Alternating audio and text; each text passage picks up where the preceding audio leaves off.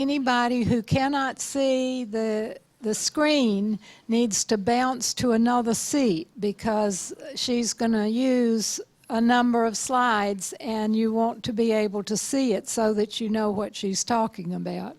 So, a word to the wise. Also, while you're getting settled, there is a wonderful set of pictures out here.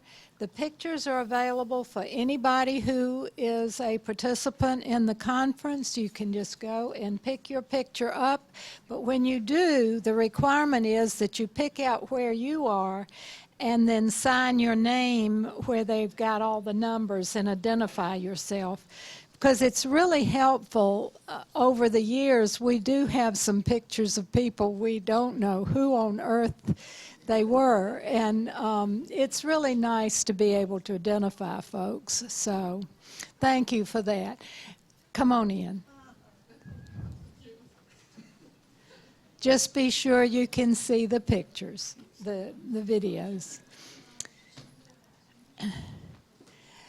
Okay. It is my pleasure to introduce to you Elena Dovalsantos. And in her personal life, she was a teacher at the university level and also a research scientist in organic chemistry. So she has the scientific background that creates logical thinking, where some of us others may be more creative in our approach. But she is also a third-generation theosophist and has been a member for over 45 years. So then that develops the creative side of her studies. She has been, when she lived in San Diego, she was the president of her Beacon Theosophical Study Group. And now she lives in Crotona, and she is the president of the Ojai Valley Lodge. Very active. She has taught Secret Doctrine classes around the internationally. And so we're very fortunate to have her. And I can speak personally that she is a delightful person, not only in her insights, but also in her personal being. So be prepared to enrich your spirit and challenge your minds as she presents, and I have to catching the fire from the flame of truth. So join me in welcoming Elena.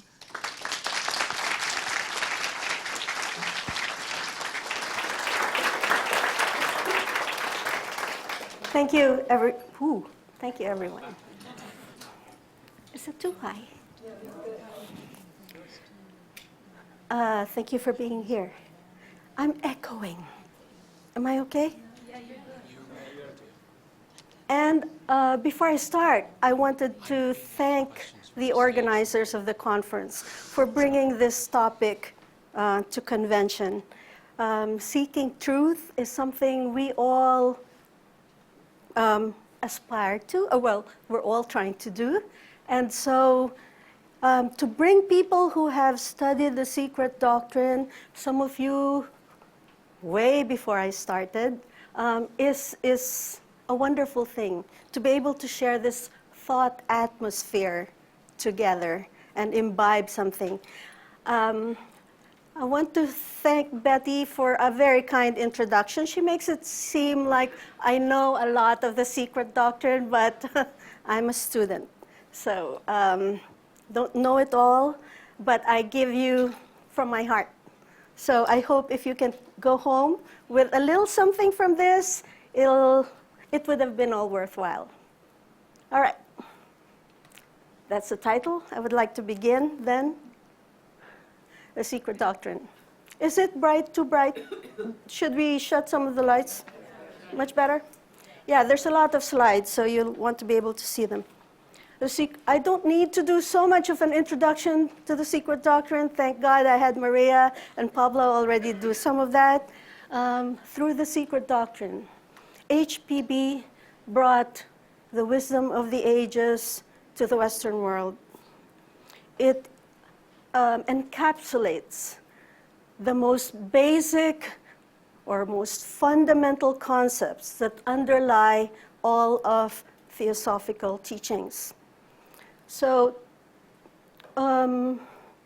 what she did was she took the secret ancient aphorisms from the stanzas of Zen, which she translated herself, and she put in her commentaries for us to be able to understand them a little bit more, because when we read them, they don't really easily sink in as to what they mean. And in doing so, what she did was really she culled from traditions from all over the world, ancient traditions, from religions, the great religions of the world, from philosophy, and even the science of her day, which was at that time still pretty materialistic. And so it is a synthesis of science, religion, and philosophy, which I am also delighted to know that that is the theme that the next conference coming up, the ITC, will be taking on. So, without further ado, theosophy is the ageless wisdom. Ageless because it has been here from time immemorial.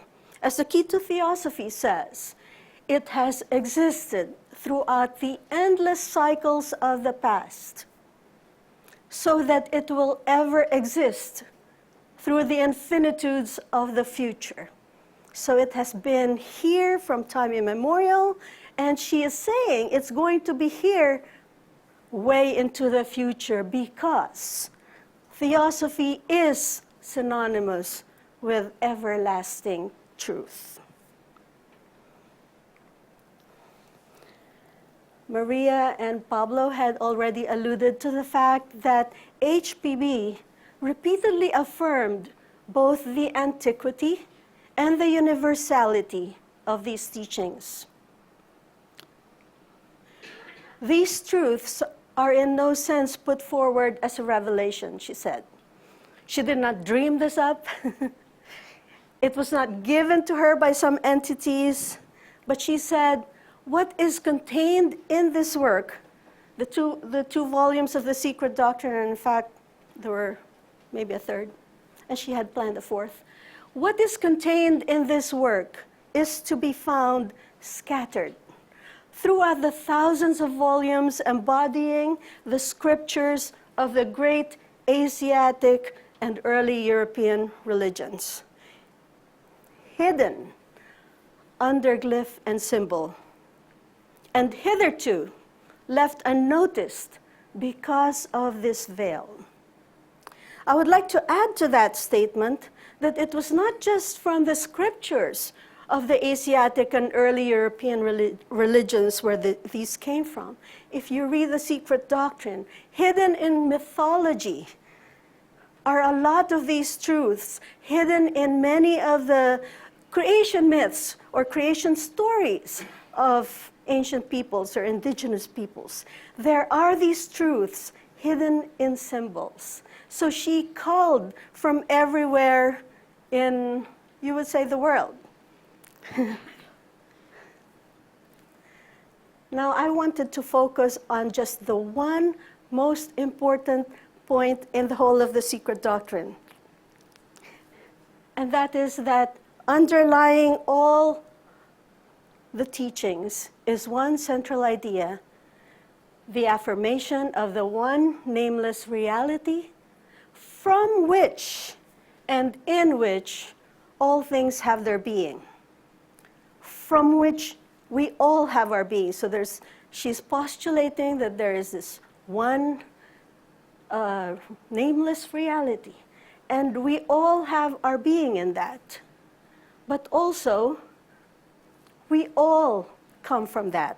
Let's unpack that a little bit. But first of all, Ian T. Hoskins, who compiled a lot of these important quotations from the Secret Doctrine, especially from the proem and the summing up, said there can be no understanding of theosophy without understanding this most basic premise. In the Christian religion, there is the same statement. In him we live and move and have our being. I think Pablo mentioned this. The only difference is, in the Christian tradition, him is an anthropomorphic being, which theosophy does not agree that there's a white guy there with a white beard and sitting on a throne, and that all of reality comes from there. We are talking about one universal principle, one reality from which everything comes. In the Upanishads, in the Hindu tradition, the same statement is given. Brahma is all, and all is one.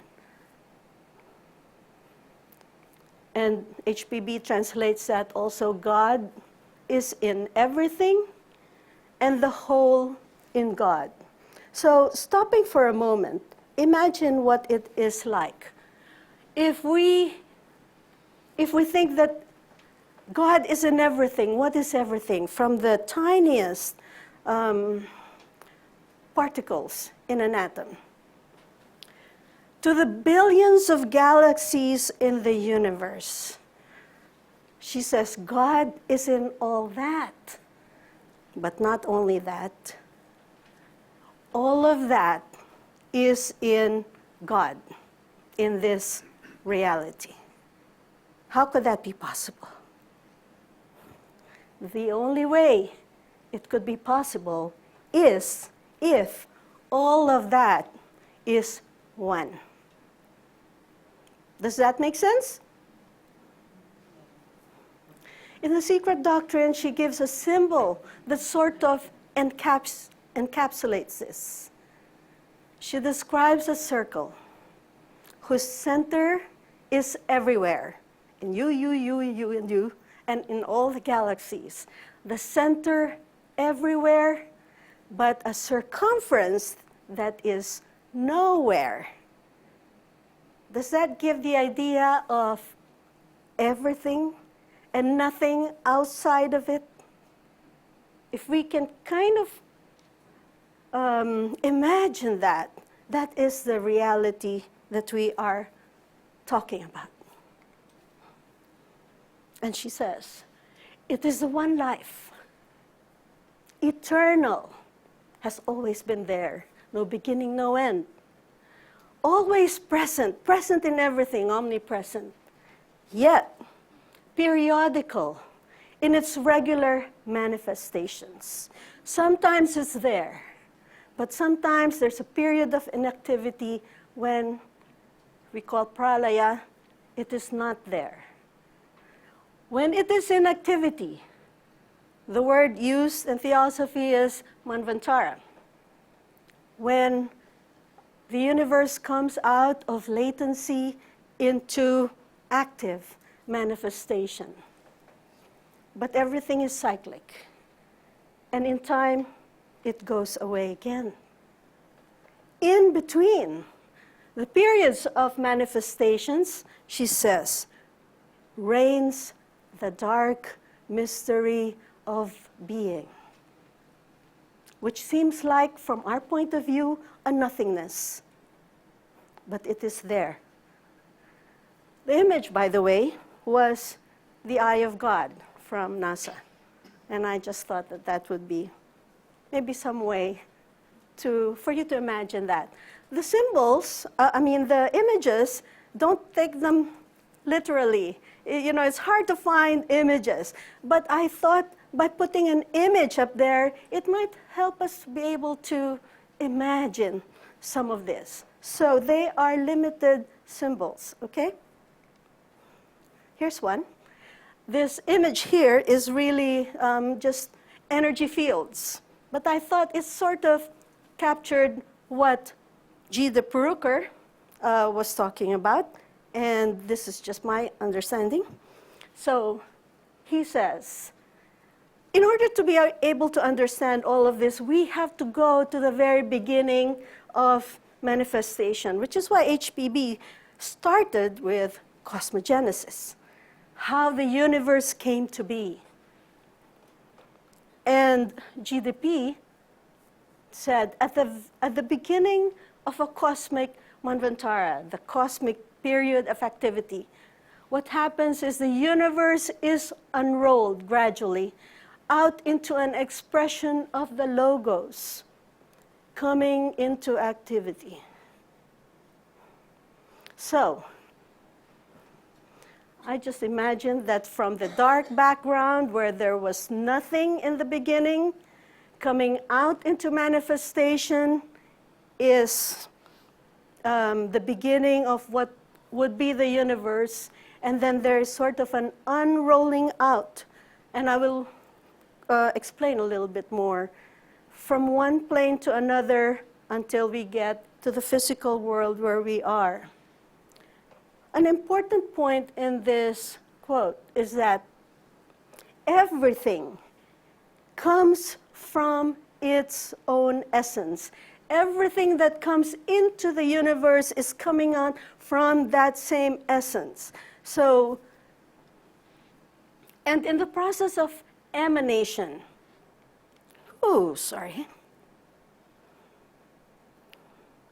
there's a series of veils are unfurled, veils or garments. We might think of them as the planes of nature, for example, with which it clothes itself until it reaches the lowest or most material stage, the physical. A little bit more of an explanation. The whole process of emanation, coming from that pralaya, when there's simply nothing, and then the first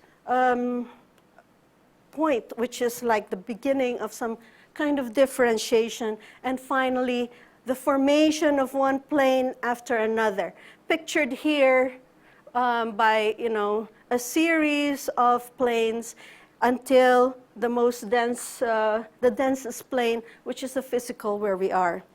And it's not all technical like this throughout the talk, but this is just background material.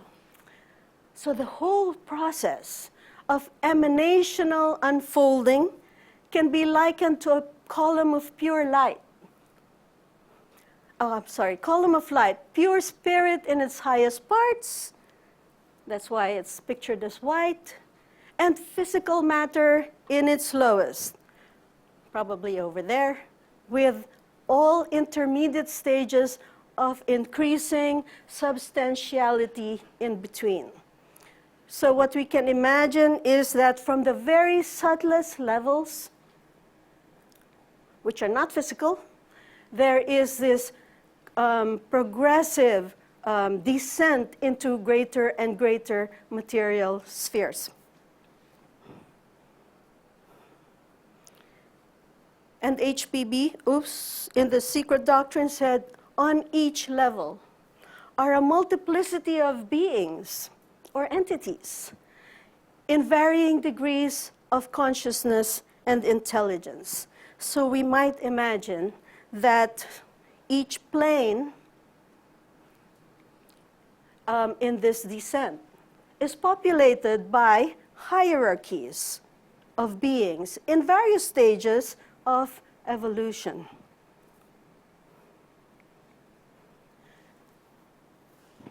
I put sparks up there just to give an idea that these levels are populated by the sparks or monads, which are the evolving entities populating each plane.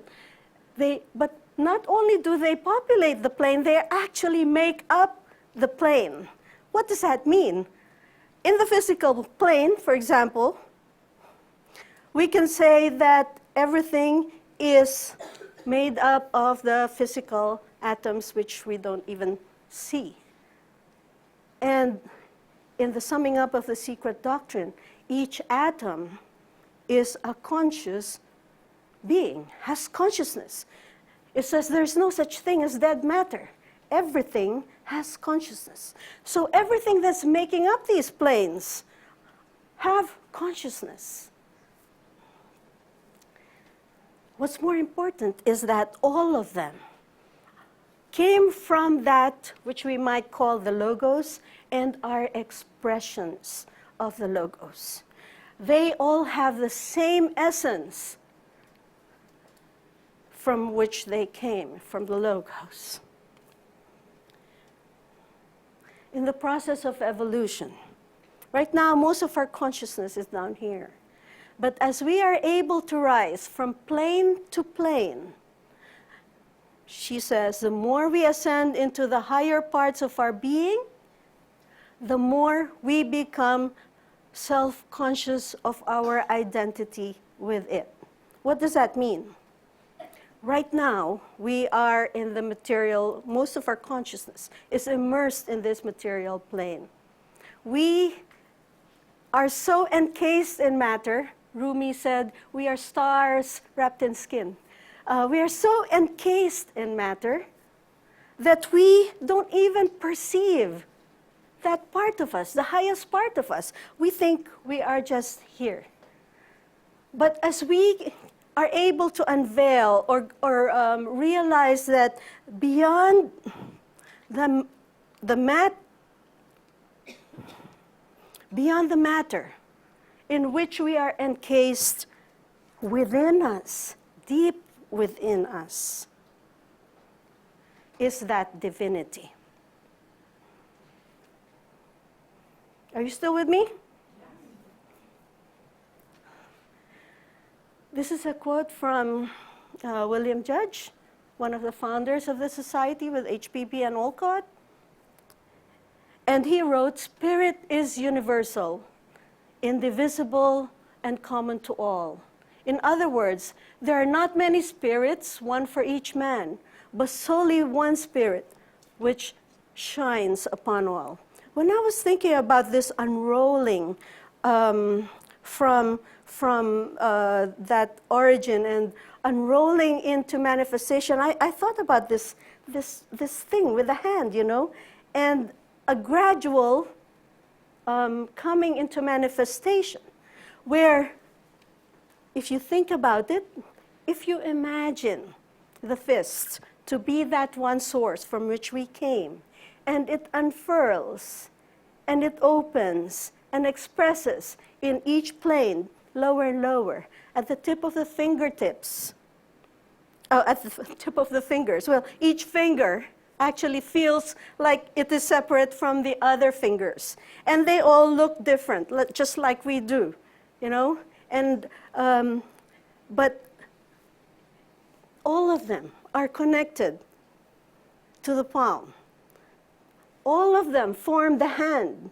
So this is just like a limited analogy for how, despite the fact that these fingers, which are like us, which look like they're separate, which look like they're different from each other, but really they can't function without being together, without being one. And this palm, in which they all have their root, is like that spirit. In theosophical language, Atma, our seventh principle. This Atma is the universal spirit. You don't have your own Atma, I don't have my own Atma. We all share one Atma, universal spirit. Think about the palm that all these fingers share. So that is what William Judge is saying here. Spirit is universal, that from which we are all connected, indivisible and common to all, so that there are not many spirits, one for each of us. No, there's only one spirit and it shines on all. Therefore, there's a common soul upon which wholeness and brotherhood rests. So I have belabored this oneness point because this is the most important thing to us theosophists. It is the basis for that first object of universal brotherhood. And if we don't understand this, we are we're a little bit lacking as theosophists, in my opinion. So, now, is this just all theoretical? Is this just all intellectual? You know, having one reality? HPB said, a key to understanding occult teachings is through analogy and correspondence. So she said, and her mistress Megistus said, as above, so below. If everything is interrelated, what would be above would also be reflected below. If we can see that everywhere, then a little bit of the intellectuality that is involved with this concept of oneness will start to disappear or be more understandable. Let's look at some examples. There are patterns that repeat throughout nature. If all the parts of nature had no relationship to each other, then everything would be random, as science claims. No point, just whatever comes up. However, there are patterns that repeat throughout nature. An example, the golden mean. This is, anyone here not familiar with the golden mean? Okay, the golden mean was used by the Greeks as a standard of beauty. You know, when you take a photograph, they tell you to put the subject, your child that you're taking a picture of, 1/3 of the screen, and that will make your photograph more beautiful. Why? It is based on the idea of the golden mean, which is a universal symbol, universal principle of beauty. If you take this big rectangle, and you divide it somewhere about 1/3 of the way, the distance from here to there and the distance from here to there makes up what is called the golden mean. And if you take the next rectangle, you can divide that into this, and the distance between this and that is also the same as the golden mean. In any case, without having to teach all of this basis of beauty in nature is reflected everywhere. It is reflected in the galaxies. It is reflected in hurricanes. It is reflected in various plants, in the plant kingdom, succulents, the whorls in a rose, a pine nut, a sunflower. It is reflected in shells. This is a cross-section of the Nautilus shell. And it is reflected in humans. Why is the Mona Lisa beautiful? Because the painter used the principle of the golden mean, which is pictured down there. And it's also in our bodies, the ear, the fist. See, everywhere in nature, these patterns are repeating. What does it suggest? It is suggesting that there is an underlying principle throughout nature where that is responsible for the repeating patterns. Let's look at something else. Designs in the action of the seemingly blindest forces. The movement from the small to the large, the movement from the simple to the complex, the movement from one to many. For example, I'm a chemist. I loved growing seed crystals. I loved growing crystals from seeds. A precious gem starts from a tiny seed crystal. From the one tiny seed crystal, you get more and more crystals. Eventually, you have a precious gem. A giant sequoia tree grows from a small pine nut. From the one small thing, you get something large. From one simple thing, you got something complex, a whole tree, which is, I hear, one of the largest living organisms in the world.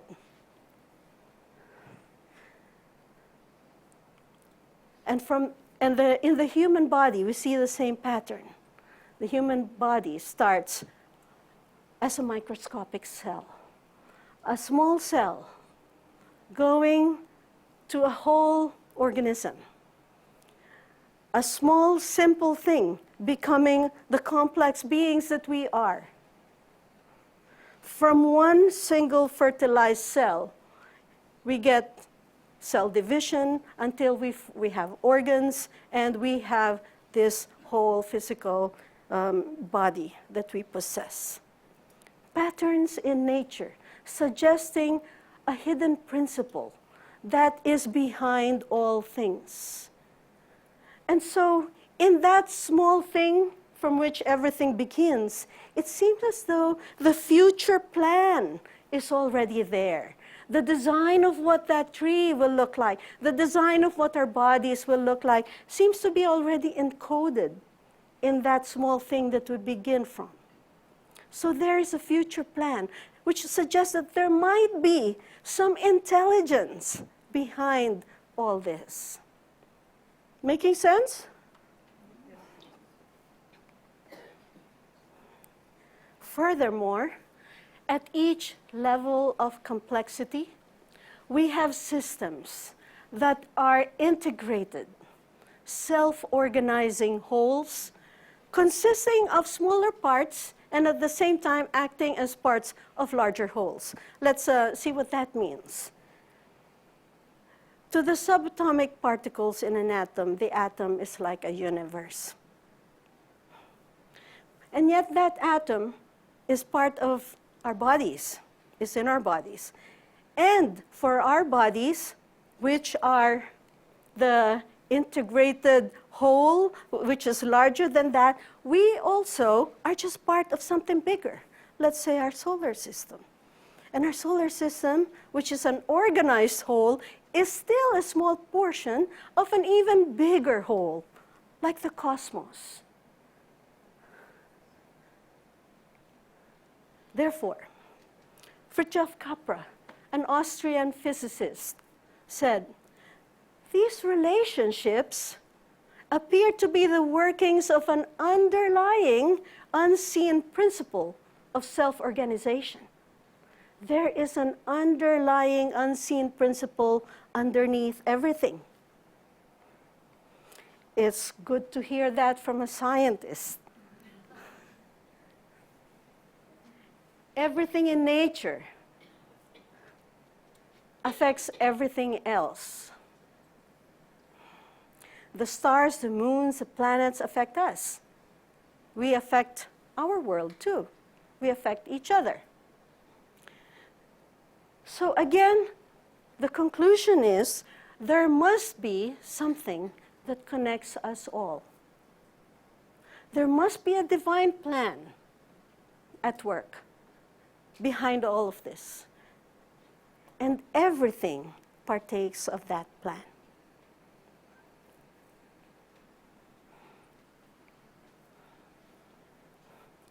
A 19th century poet, Francis Thompson, wrote, all things, by immortal power, near or far, hiddenly to each other linked are, that thou canst stir a flower without the troubling of a star. So we have a scientist who has acknowledged some kind of interrelationship in everything, a poet who has done the same. And here's another scientist some of you may recognize. Neil deGrasse Tyson is an astrophysicist. He hosts that show on TV called Cosmos.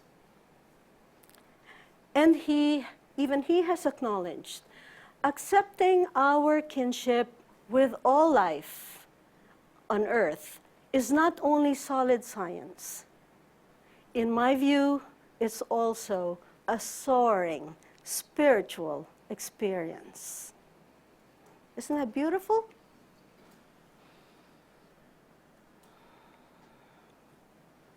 But we don't feel that oneness all the time. We feel separate still. The separateness that we feel between ourselves and the world around us is an illusion. We have heard that before. That's not something new. It's not a reality. In very deed and truth, we are all one. So these bags of skin cause the illusion. In reality, the essence inside is one. As all Eastern philosophy teaches, there is but one self in all the infinite universe, and what we men call self is but the illusionary reflection of that one self.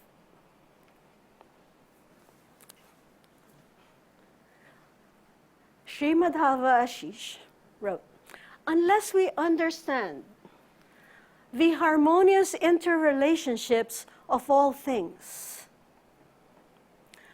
unless we perceive the divine purpose which gives direction and significance to all events, then we all fall into the chaos of meaninglessness.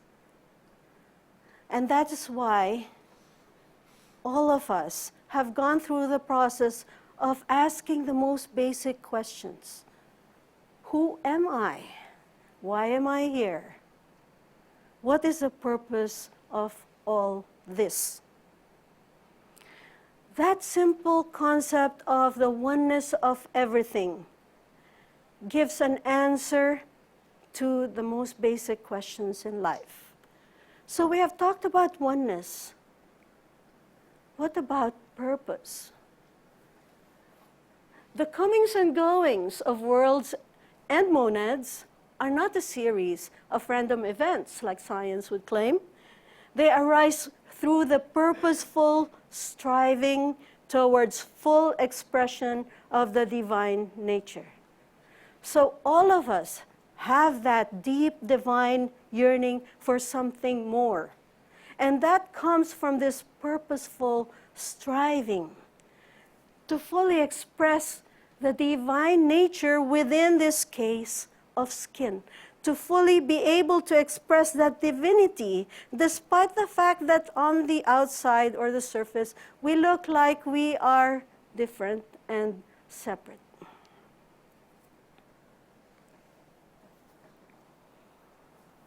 We are on a pilgrimage whose mission is the expansion of consciousness and attain full realization of the higher life. So the only way we can really realize that divinity is through an expansion of consciousness beyond the bag of skin that we see, so that we can realize that there is a life beyond this physical, that there is a higher life. True spiritual perfection is the complete identification of our finite selves with the great all. This has been mentioned in the earlier talks as well. Complete identification of our finite selves with the great all. Once we have achieved that, we would be a Buddha. What does that mean? It means that we need to be able to reach the point where consciousness can expand such that we perceive universality, not just this limited field in which we usually operate, to be able to perceive the universal in all things. We can also put it in a way that it means a return to wholeness with full self-consciousness. the use of the image of the ocean and the drop is a beautiful one.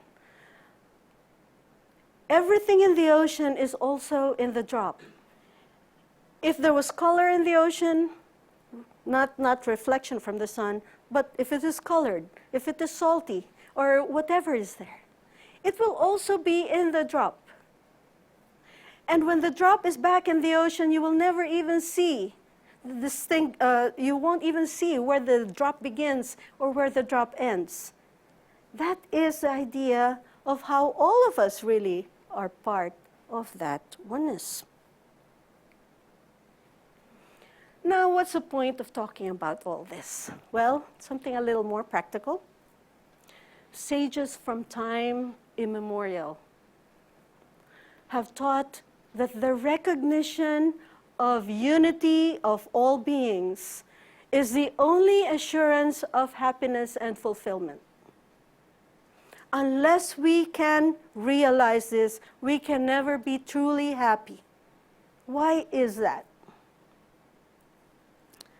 Before I go to that, let me continue with the next part of the quote. This acknowledgement of the unity of all things is the secret to health and well-being. It is the key to perfect peace. Let's think about this. When we are operating in the field of separateness, there is the me and the you. This is for me, not for you. It causes not only that separation, but it causes us to think in terms of, we have the emotions, for example, that cause someone else to be hurt.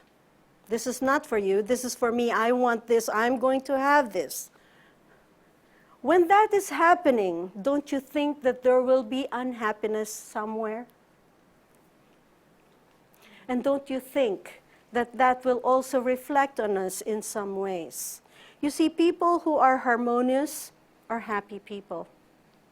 People who are in conflict, they feel a burden they carry with them, and it's difficult to be happy when we are in conflict with someone, especially those whom we love. So harmony is so essential to happiness and fulfillment. And that harmony can only spring from an acknowledgement that you are not different from me. It's the secret to health and well-being, it says. Recently there was an article that scientists had found that a broken heart is connected with cancer. I think in the medical field it is well known that people who have a lot of stress, anxieties, it forms some kind of knots inside of us that eventually somehow spring into all kinds of diseases. Okay, I don't know if that's scientific or not, just observation, and I think many people seem to believe that. So an acknowledgement of the unity and interrelationship with all. If we can have that, we can have a key not only to happiness, but also to health and well-being, but also to peace, inner peace.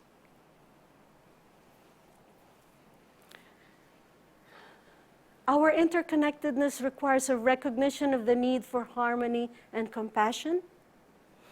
And in the Voice of the Silence, HPB said, compassion is the law of laws, eternal harmony. It is the requirement for oneness that there should be harmony. Otherwise, we'll see what happens. There will be suffering. The only palliative to the evils of life is union and harmony. If you think about what could be evils of life, greed, oppression, you'll think of others. But all of these are coming from a sense of separateness. That is the root of all evil, that sense of separateness. The violence, the greed, the desire to oppress, the desire to possess.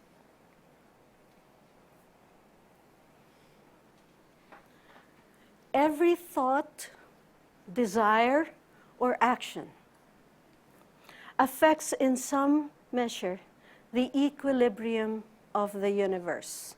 So stop there for a moment and think about if we are just one life wave and we are all different expressions or parts of that. Anyone here who's causing a disturbance in this part of the ocean is disturbing everything else, right? Is disturbing the equilibrium of the whole. Once this harmony has been disturbed, the universe, which is the whole, has to seek to return to balance. The process of seeking to restore equilibrium is what we call karma. That's what HPB says in Key to Theosophy. So any disturbance in this ocean of oneness needs to be corrected so that harmony can be restored. And that's why we have the heavy blows of karma that we seem to be always encountering. The only decree of karma is absolute harmony. It's not therefore karma that rewards or punishes, and most of us would think of karma as reward or punishment. It is we who reward or punish ourselves according to whether we work with, through, and along with nature, abiding by the laws on which harmony depends. So the heavy blows of karma will keep coming for as long as we are disturbing the equilibrium. If we can understand this, not just think of karma as reward and punishment, if we can understand that because we are just an ocean that is one, we will probably try not to rock the boat too much, so to speak.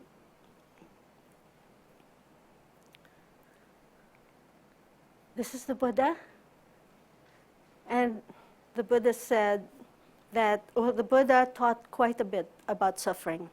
And suffering is not just the heavy blows of karma. Suffering wakes us up. Suffering is a way for us to learn. Suffering is a way for us to realize what we are missing. How can there be any change for the better without proportionate suffering? It is not those who have learned the deceptive value.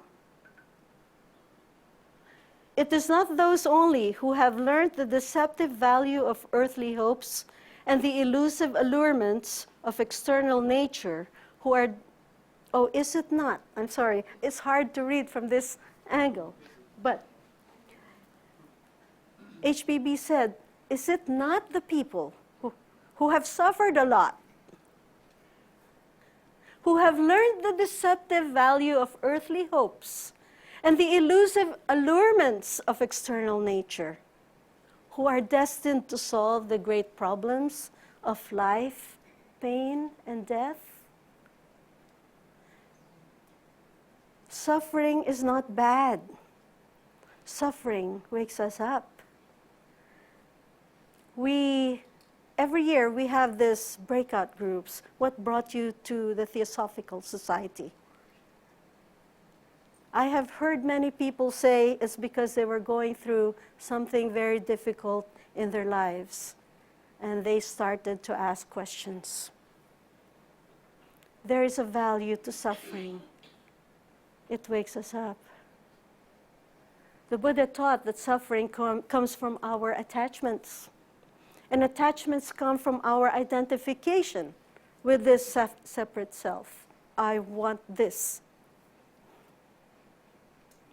When we know this, we can begin to use the law of karma consciously for our liberation from the effects of our past ignorance. But why are we ignorant? And the Buddha said, it is strange. It is strange. It is so strange indeed. How could it be that all of these beings completely possess the Buddha's wisdom? And yet, because of their ignorance and delusions, they fail to realize this, even fail to perceive this. In the voice of the silence, it says, "Thou art Buddha." I don't feel it. Do you? Thou art Buddha. So the Buddha himself wondered, how could it be that it's in there, but we don't know it, we don't perceive it? This is from I.K. Taimni. The ultimate reality underlying the universe is hidden in its fullness and splendor in the heart of each and every one of us. We know that. It's hidden there. It is possible to become aware of this all-inclusive reality, he says, if we can direct our mind to it earnestly and make the necessary effort. If we do so, Yogananda wrote, the first veil that will vanish will be ignorance. When we can see clearly, as the veil of ignorance disappears, unskillful behavior will go next. We'll be more mindful of how we behave. And then next, desire ceases, because desire is related to our identification with the lower nature. And then selfishness will end, and all misery will disappear. The trick then is, how do we do that? Well, first of all, why do we even want to do that? In the Mahatma letters, it says, the only object to be striven for is the amelioration of the condition of man by the spread of truth. Amelioration of the condition of man. Something similar from the voice of the silence.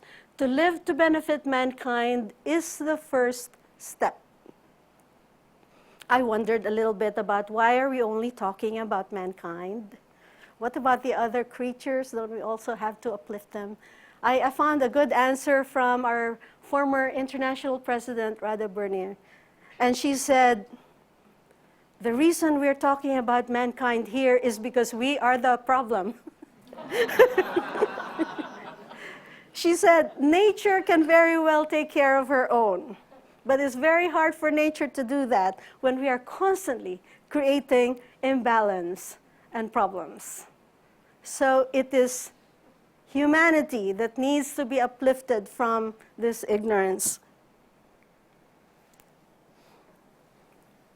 In Lucifer, it says, true occultism is the destruction of the false idea of self. This is what we have been talking all along, right? We are identifying with this false idea of who we are, this limited self. We are forgetting that we are more. Remember those layers of fields that, from which the column of light descends. We are only in that little piece. There's so many layers of life above us. So how do we do this? It has already been mentioned by Maria and Pablo. Altruism and selflessness was strongly recommended by HPB. Altruism, living for others, unselfishly. HPB also taught, along with the Buddha, that the other way is through meditation. Why? It is through meditation that enlightenment is, I can't say possible, but maybe it makes it easier. But enlightenment has to be attained, not for self-liberation, but for the benefit of humanity. That must be the first thing in life. Let us think about that for a bit. I'm going to go over the time for a few minutes. I hope you don't mind. When we are trying to meditate,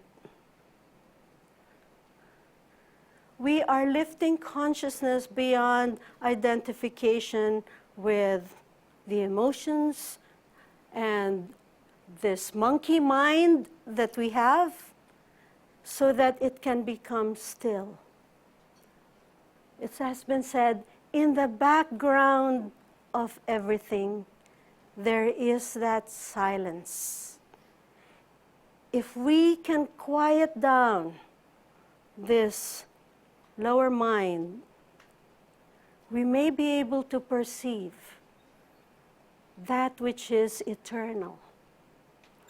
And that can only happen in silence. We perceive the Buddhic principle, which is the universal consciousness within us. And this is the value of learning to meditate or practicing. It doesn't mean we become Buddhists right away, but even that little practice of sitting still and finding silence.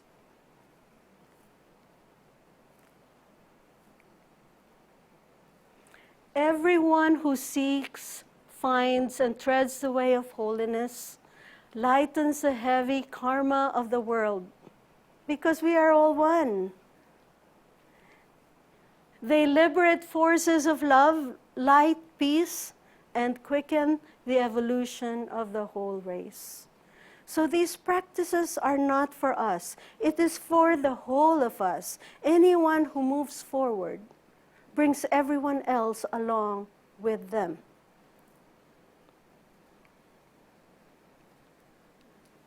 So, dedicate yourself to the quest. If you have been sitting here, as you have, lecture after lecture on seeking eternal truth, you must already have a flame within you. But the flame is not enough. Fire is what is wanted. Fire. That burning enthusiasm, that flaming and resistless will is what we need. Because it is so easy for us to intellectualize these things. But the moment we walk out of the room, we are back to our old thinking. But when we realize this and we believe it, with sheer will and determination to attain, we will be able to reach the quest. Again, not for oneself, but for all of mankind.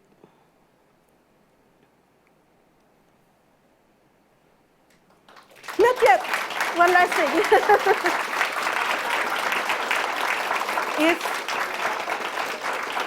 One last thing.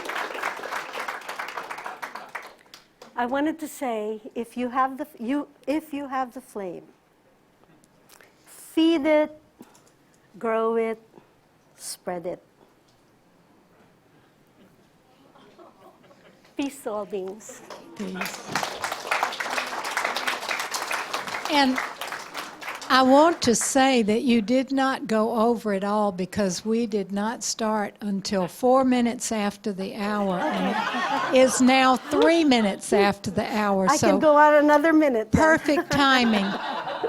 But we do have time for questions. Rather than questions, I would like to open it up to you. What came to you? What's in your mind? Maurice, is that you? Okay.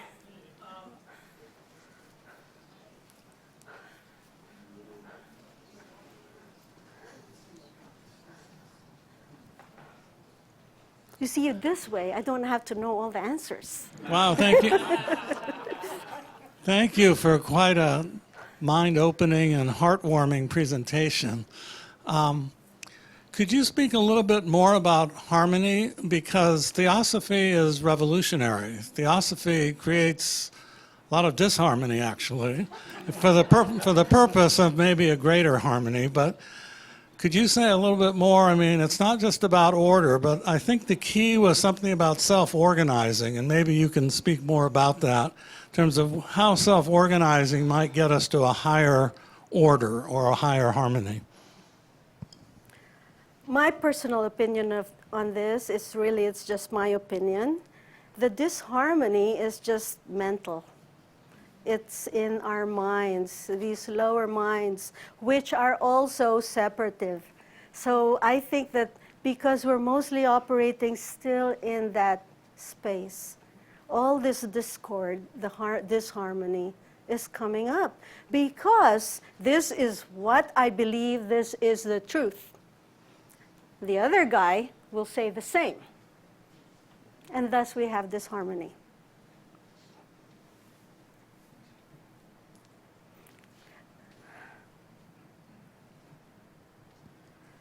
I will just let Betty bring the mic to whoever she sees raising their hand. So keep your hands up if you have a question. Yes, please. Sure. I'd like to add something to what you just said, and it has to do with the role of acceptance in our perception of harmony. For, 40 years, my wife and I had been going through the Alice Bailey books and so on, and as many of you know, they go into great detail on the nature of the 7 rays, and each one of them has a name. But there was one that just really bothered me because it was the ray 4. It's called Harmony Through Conflict. And I just could not wrap my head around that. I mean, how can you have harmony through conflict? And maybe I'm a little dense, okay? But and it's only in the, 40 years. 40 years is a long time to struggle with something like that. And it's only been in the past 2 weeks that it finally hit me. I mean, it's written somewhere where you could read it, blah, blah, blah. But you have to understand what you're reading. And the statement was that harmony through conflict doesn't mean the ending of conflict. It means perhaps being in the middle of conflict, but seeing the harmony. Now, to do that, my interpretation is that you have to accept what's going on and still see the harmony and work with it. And that finally makes sense to me. Thank you for that. In a way, I would also say harmony through conflict is what we experience every day, because it's that our actions that cause the suffering, and eventually we just get tired of getting knocked by life, that we start to open our eyes and then we achieve some harmony. So just maybe another way to look at it. Thank you for your contribution. First of all, I just wanted to say this was wonderful. Thank you very, very much. This was a beautiful presentation. I loved your slides. One of the things that came to my mind when you were talking about harmony was the indigenous have always talked about thinking 7 generations ahead when any decision's made. And that's something I've always tried to incorporate in my own life. And that way, when you're making a decision, you're always thinking about how that decision's going to affect future generations and whether it's going to cause more conflict or whether it's going to cause more harmony. You know, and it is something I've really tried to bring into my own life, you know, which is, it's not an easy thing to do at all, but you really try to make the decision looking holistically at everything. So that was what came up for me. So thank you for bringing that up. Yes, definitely. I think that if we had the vision of that oneness, making difficult decisions can become easier if we think in terms of how does this impact the greater whole. the least amount of ruffling of the ocean's water. Well, first of all, I wanted to thank you for a wonderful presentation, because especially thanking you for all those images that are so helpful to visual learners, and also for thanking you to put a thread from the beginning to the end of your presentation. And when I listened to what you had to say, I was reminded of one of my favorite quotes by Albert Schweitzer. At times our own light goes out and is rekindled by a spark from another person. Each of us has cause to think with deep gratitude of those who have lighted the flame within us. And you are definitely a person who can rekindle the flame for other people. Thank you for that. Thank you.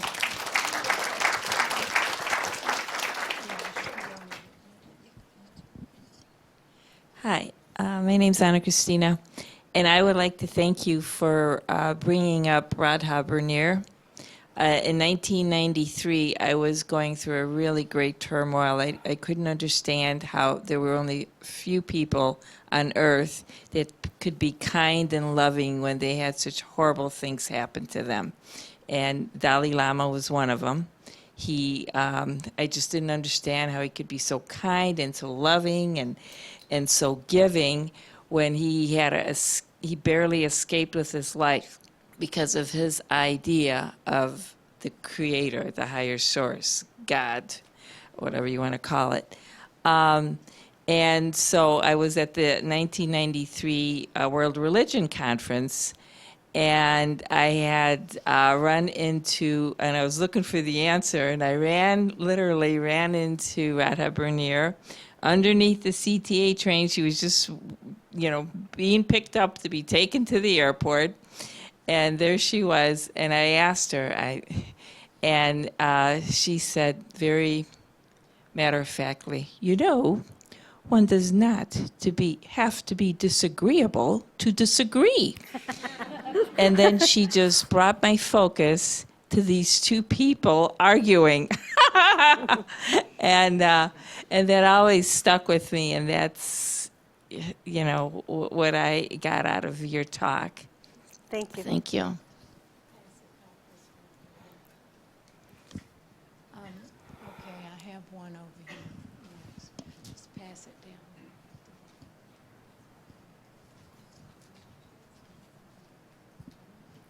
This is on the idea of harmony through conflict.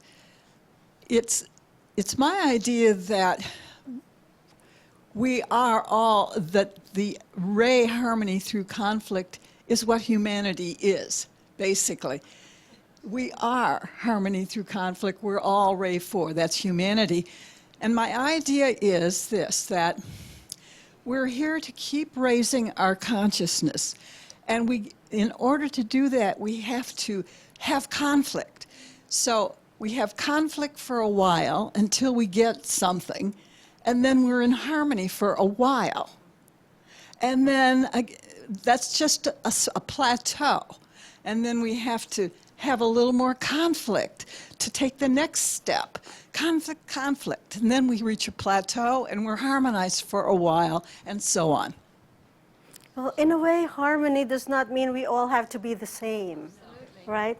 It is so important to have that diversity. Think about the symphony. If everyone was playing the same melody, we don't have that richness of a symphony.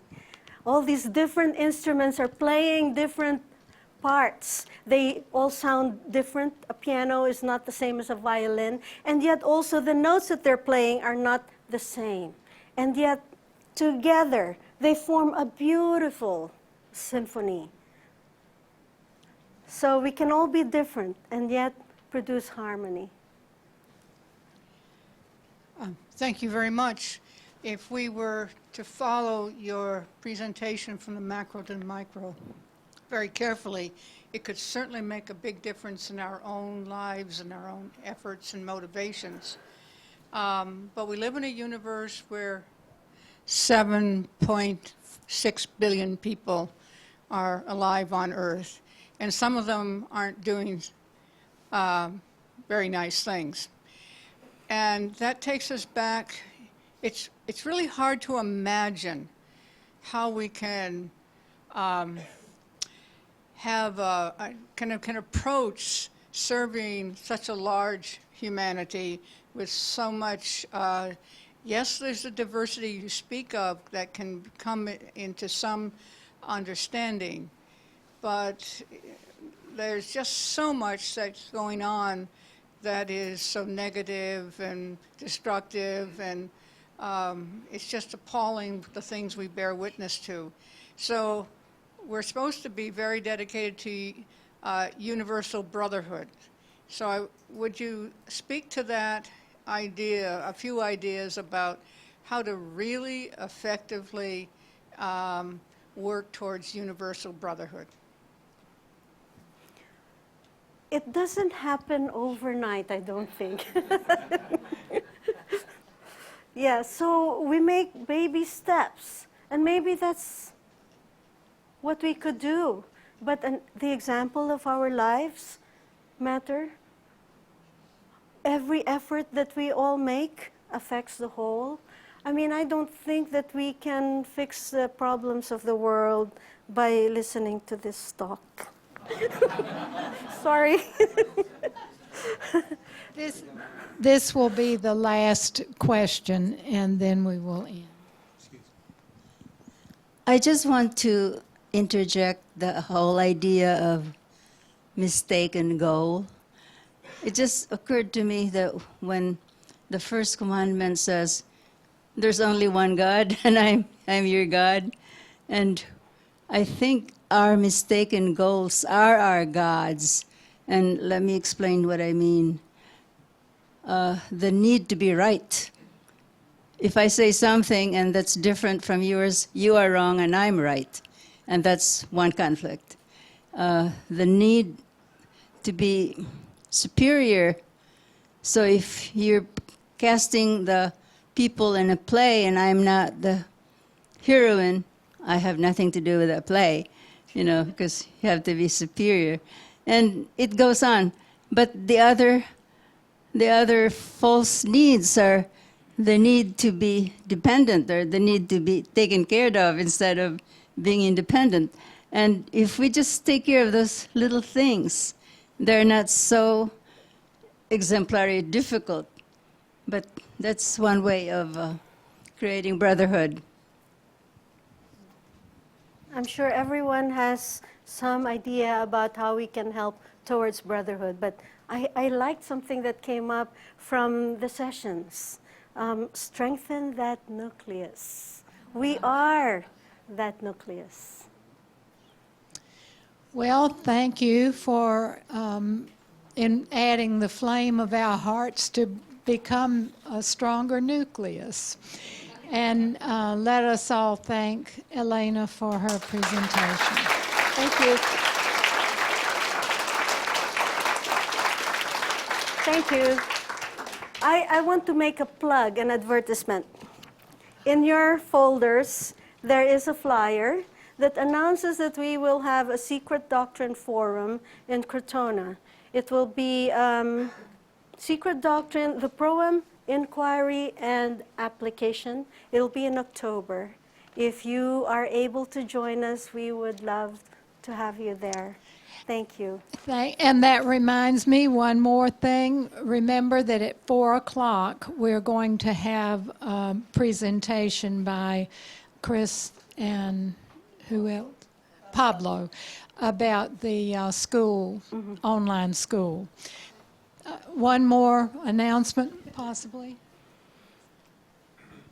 I'd also like to let everybody know, if you don't already, that Elena is going to be teaching at the School of the Wisdom in Adyar in January on the Secret Doctrine. Thank you. Okay, we're free till 4.